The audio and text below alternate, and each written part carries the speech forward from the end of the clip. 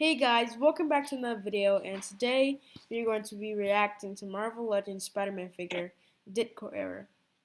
And so, my cousin suggested this, and I'm going to be doing it. It's 11 minutes long, so strap yourselves in. Also, you may notice a very special thing, okay? Not Alistair yet, though. No, not me. Alright. But guys, we won't be posting on like one specific day because I'm going to go to his sister's concert. Yeah. At 3, 2, 1, go. Has the greatest rogues gallery in all of comics. And in this series of videos, we're going to go through every Marvel Legends Spidey villain created and attempt to replicate some iconic artwork in the process. And we're going to start at the beginning with the characters created by Steve Ditko.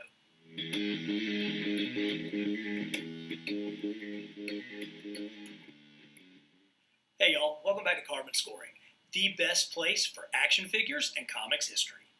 Stan Lee and Steve Ditko premiered their newest creation, Spider-Man, in the pages of Amazing Fantasy 15 in August of 1962. That issue featured a simple house burglar as the villain. But as we all know, his actions and Peter Parker's response to it established Spider-Man as the most unique hero ever. Peter Parker broke all the rules when it came to being a superhero. He was an awkward, nerdy teen with far more problems out of costume than in. And while Spider-Man wouldn't be the same without Stan Lee's snappy dialogue, this is a visual medium, and I believe that the true creative force behind Spider-Man is artist Steve Ditko. Ditko plotted, penciled, and inked the vast majority of the issues on his run, and under his creative direction, he spent as much time developing Peter Parker and his supporting cast as he did the villains. So let's dive into every Marvel Legends figure from Steve Ditko's groundbreaking time on The Amazing Spider-Man. Ditko created an astonishing 24 unique villains in 38 issues. It's not a coincidence that despite almost 60 years of publication, every Spider-Man film has featured a villain from this 3-year run. Spidey's first issue started with a bang, seeing the broke teenager attempting to earn some money by joining the Fantastic Four. This issue also debuted the Chameleon, whom Hasbro gave us a modern version of in 2015. Even in his premiere issue, Ditko was already perfecting his signature style, while writer-editor Lee couldn't even remember the main character's name. But the biggest nemesis appearing in the first issue was none other than J. Jonah Jameson, the publisher of the Daily Bugle, who would remain a thorn in the side of Spider-Man and Peter Parker. This recent retro cardback JJ comes with extra pumpacity. Issue 2 would feature Spidey against his first real supervillain, the Vulture. Adrian Toombs was an electrical engineer and inventor who turned to crime after his partner forced him out of their company.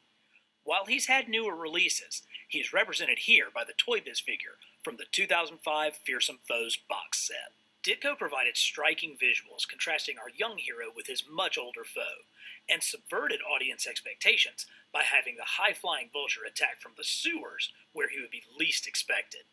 Spidey faced another geezer in this issue with the terrible Tinkerer. Wait, what'd you say? Doubt we're going to see a figure of this guy. Okay. So guys, if you're a big fan of Marvel Legends, this is the video for you. But honestly, I have to be honest, he did the pose very good.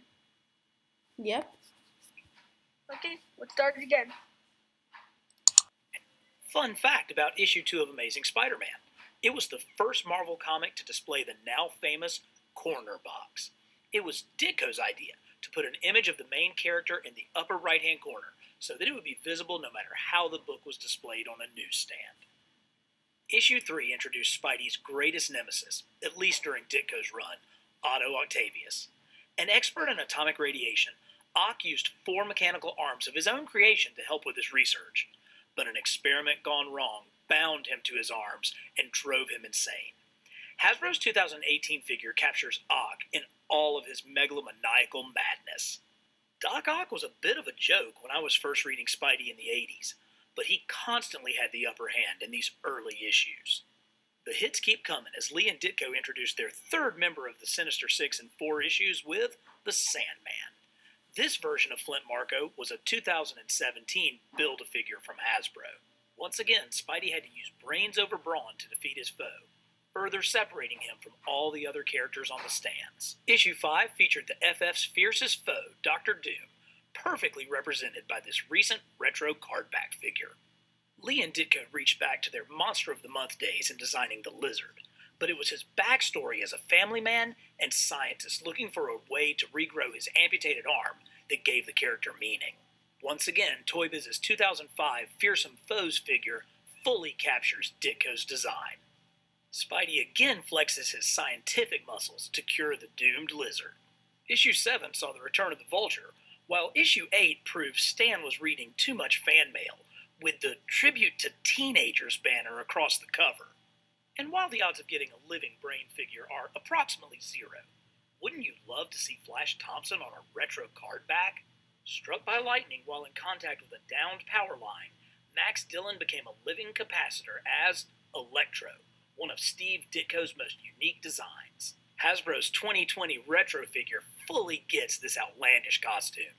And with that, Electro becomes the 4th member of the Sinister Six, only 9 issues into the run. If you ever wondered if Ditko's style really made that much of a difference in the look and feel of Spider-Man, just check out that Jack Kirby cover for issue 10. Kirby is an undisputed god, but he didn't get Spidey.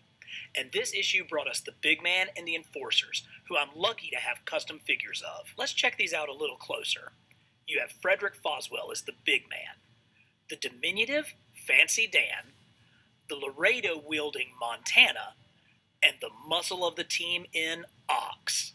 As we will see, these gangster-styled villains were the perfect foils for Spidey, based off of Ditko's objectivist worldview, where there is good and bad, and nothing in between.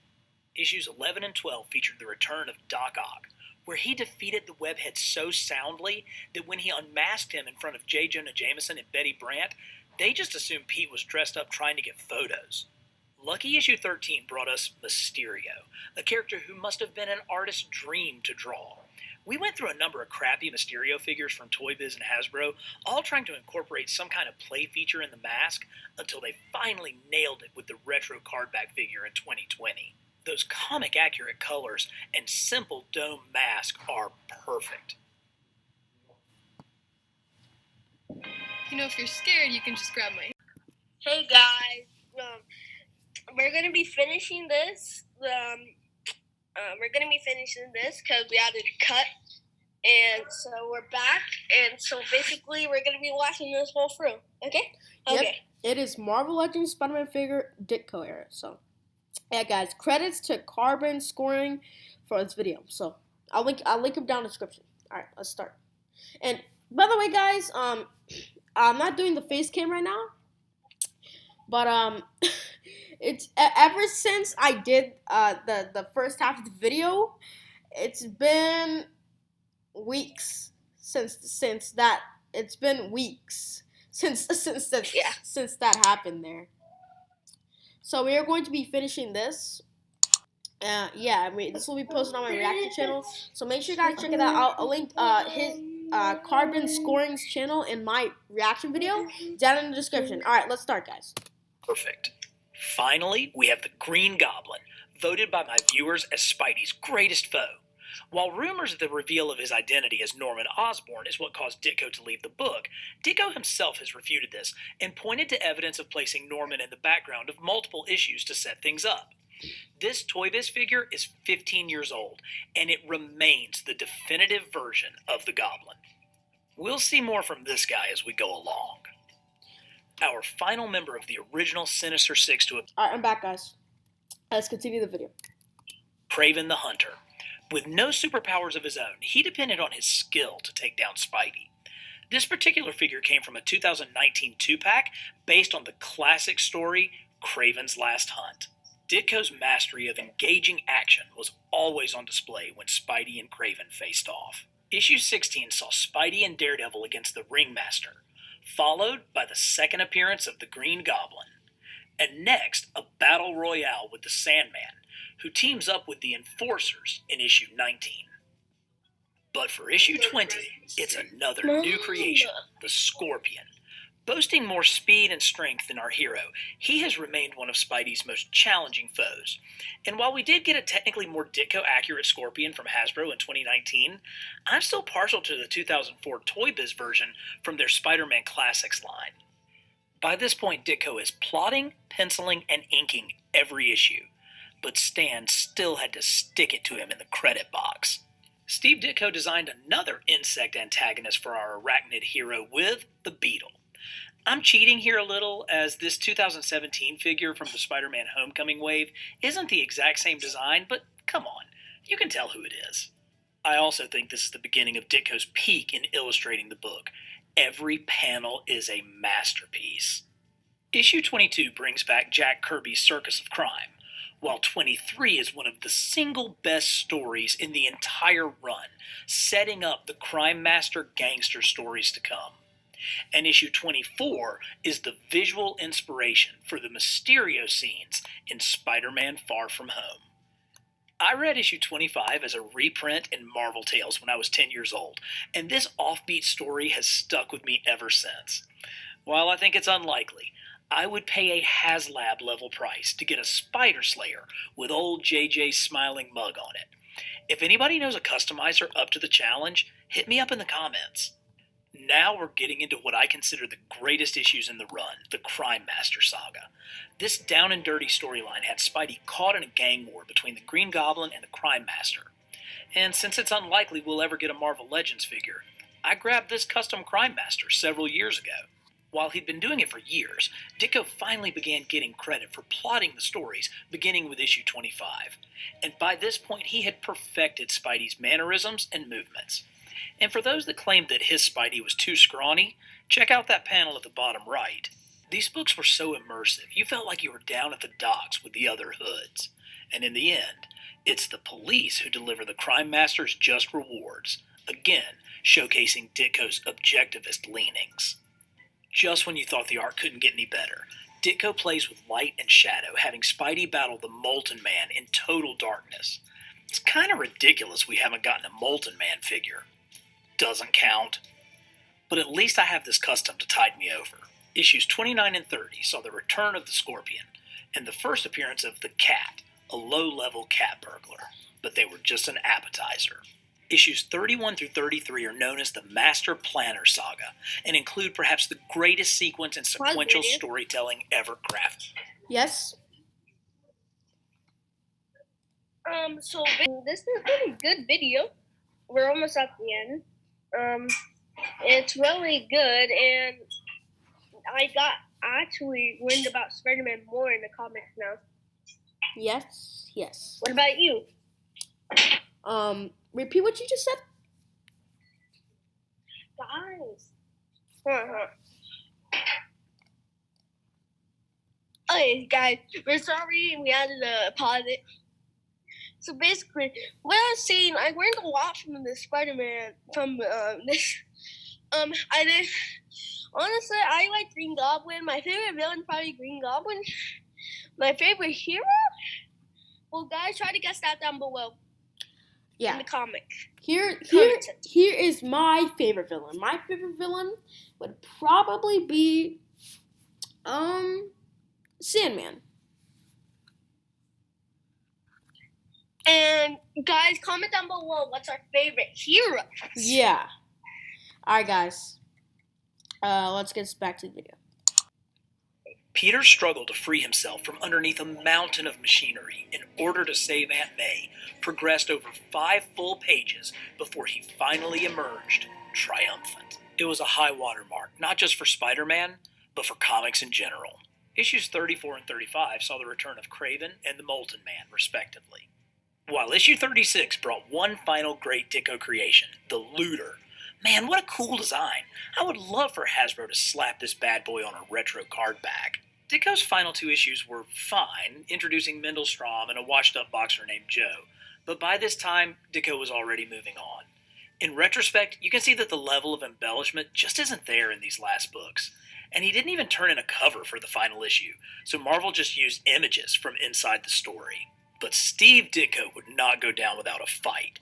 It's rumored that the mannequin Spidey is punching is drawn to look like Stan Lee. Ditko got in one last swing before walking away from Spider-Man forever, leaving a smiling Stan behind. We're going to continue this series, going through the history of Spidey's villains in action figure form. Give us a like, share this video, and hit subscribe for the best in comics history and action figures from Carbon Scoring. Alright, Like, pause guys. the video. You heard what he said. Go subscribe to him and subscribe to us. We'll link them down below. Yep. He makes Okay, some guys. really great videos. That's where we're gonna be ending. If you want to see more, then we will gladly do Corey Genshin video reaction and all of that. By the way, this won't be going on the gaming channel. This will going on the reaction channel. Yeah, we'll link it in the description and Carbon Scoring's channel. Alright, guys. Anyways, see you guys in the next video. Make sure to like, subscribe, and yeah. So, bye, guys.